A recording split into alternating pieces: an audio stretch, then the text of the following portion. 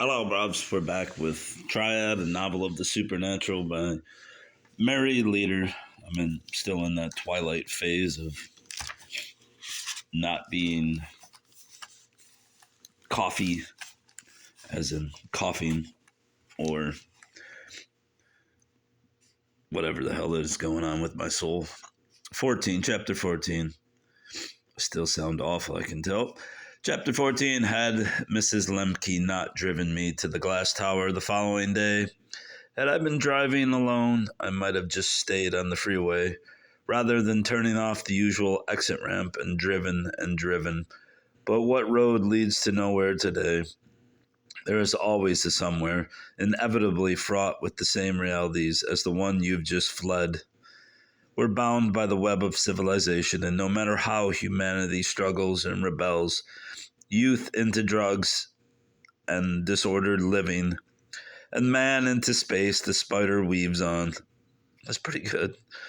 Even in the green and gold mystery of Uncle Peter's cornfields, where I used to try to lose myself when I was little, the long rows were finite, and no matter which swaying, whispering avenue I followed, I eventually came back to reality.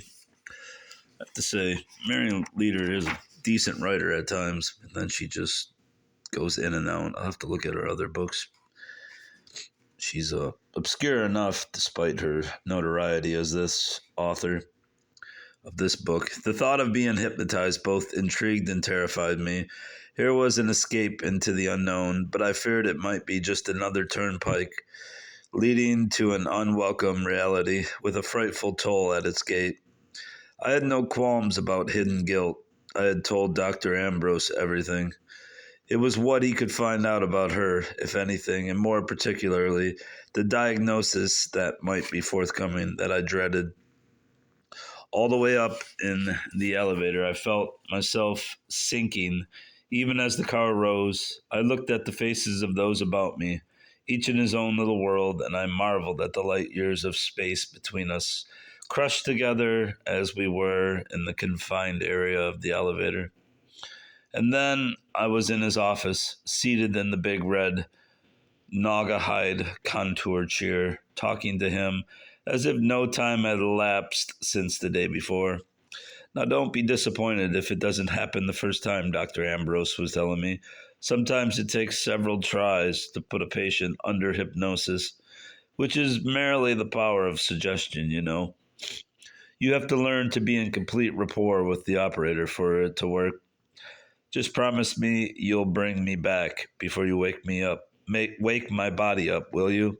I tried to say it lightly, but I meant every word. He smiled reassuringly. That's a promise. Now, would you lean your chair back and make yourself completely comfortable? I did as I was told, expecting him to bring out a crystal ball or a pendant of some kind.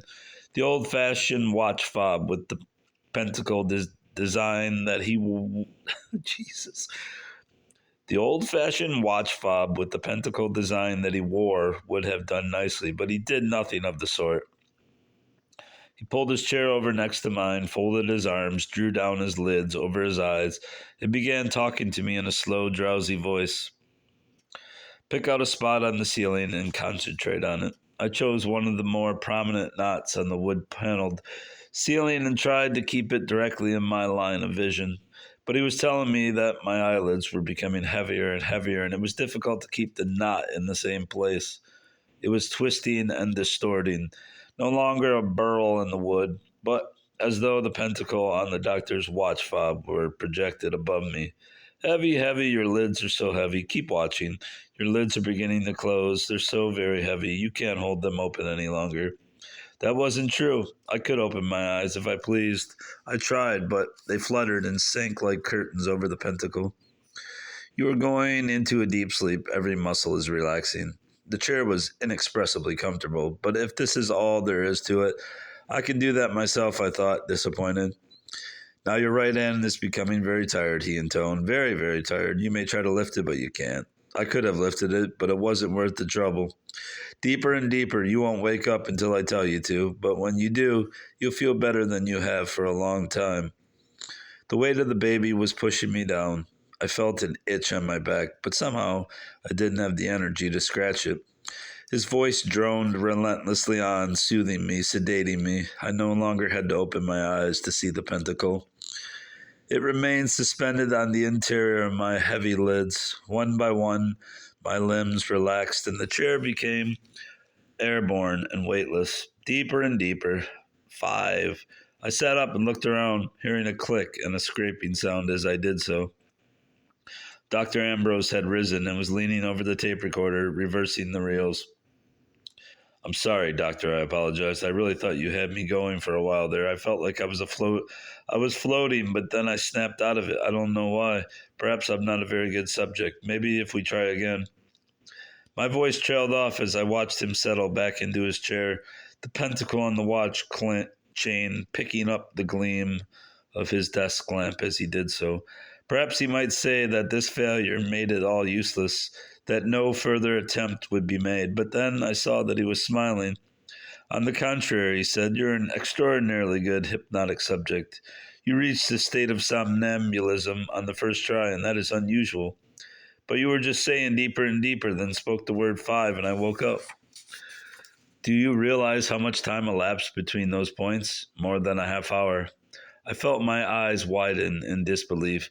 That's impossible. If you don't believe me, look at your watch. I did, and it verified his statement.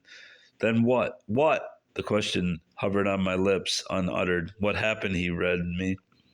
"Before I go into that, do you know anything about multiple or dissociated personalities?" I had heard the terms, but really didn't know what they meant. Whatever they were, they sounded ominous and complicated. Very little, I admitted. There was a bestseller a few years back. You may remember. It was called The Three Faces of Eve.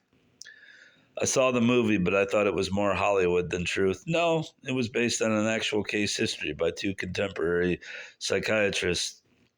There have been others too. For instance, there was a classic one recorded in the early part of this century of a Miss Beauchamp who had 4 personalities. For that matter, Eve also had 4, not just 3.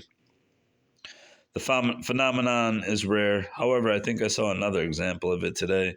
"You mean I?" He ignored my interjection. "I can't make a firm diagnosis at this point, but it is certainly a possibility. I want to work with you very intensively during the next few weeks, but we can't afford any more than the twice a week I'm continuing now. There will be no extra charge. Who knows?" He teased me. "I may get a book out of you." "Granted, providing I get a share in the royalties," I shot back at him. He looked at me approvingly. "That's one of the healthiest signs about you, Branwyn. The fact that you can recognize a joke and trade one right back. I'm going to play this tape for you, and I must tell you that with many patients, I wouldn't do so at this stage, so you can take courage from that. However, I must warn you, this won't be easy for you. It's going to confuse, perhaps frighten you. I have to prepare you for that, but basically I think your Branwyn personality is well defined and developed strong enough for you to know the truth." "My Branwyn personality," I repeated. "Then there is another one?" "Oh, yes, I've met her." I felt a quiver of terror. "Rhiannon?" I barely whispered. The inner glow in his eyes intensified. "Your Rhiannon is an imposter," he said. "I'd suspected as much. She's not what you think, and her real name is Phoebe." Oh, son of a bitch. We've got a demon. At least I think so. I was hoping it would be the name of that one book that I purchased. Where is it?